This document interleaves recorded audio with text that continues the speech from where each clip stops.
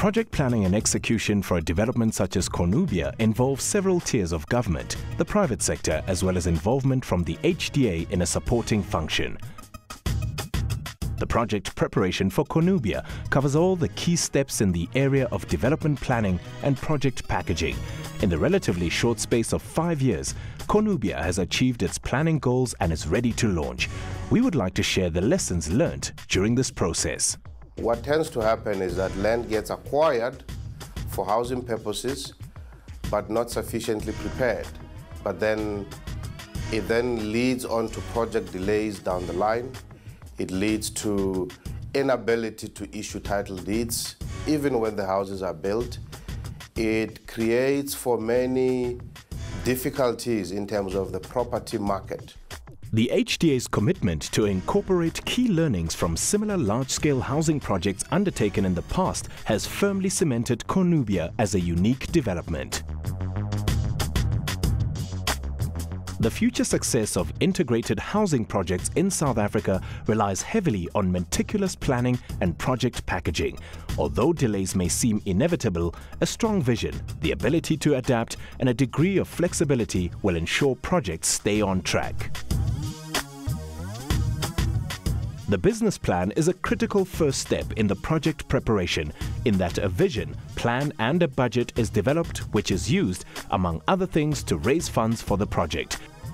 In CORNUBIA's case, this amounted to 300 million rand for land purchased.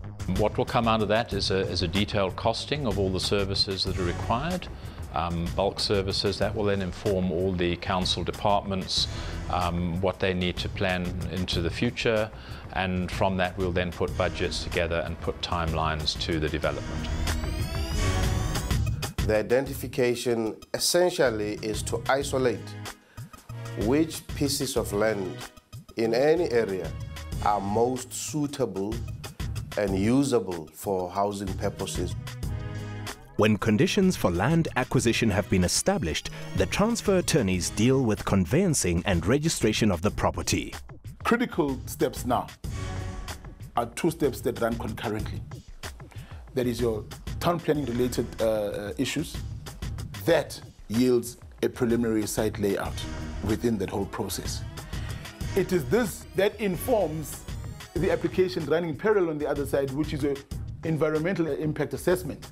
One moves then into the phase of planning approvals through the new Planning and Development Act, which is in fact a new act in the KwaZulu-Natal province. Again, a time-consuming process.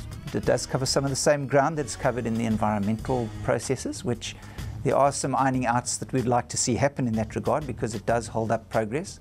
With the magnitude of a project such as CORNUBIA in KwaZulu-Natal, it is vital to conduct environmental impact studies and effectively manage the risk thereof. EIA processes are spaced out within a time confinement, more especially with the new NEMA regulations. And that process on its own could be a process that could take anything up to a year. Once the town planning and EIA are in place, funding is secured for land servicing and construction. Tenders are issued for the construction, contractors appointed, and project implementation starts on site. That would include water, electricity, sewer reticulation, going off to treatment plant, and then also your major roads. Your smaller internal sewers, those become part of the development, but the area, obviously the city has a keen interest, is the provision of bulks. Although the journey is not without its challenges, meticulous planning and structured processes will ensure the success of a project of this nature. Accurate project packaging requires dedicated focus, detailed planning, and commitment to the process, and the result is integrated housing opportunities for all.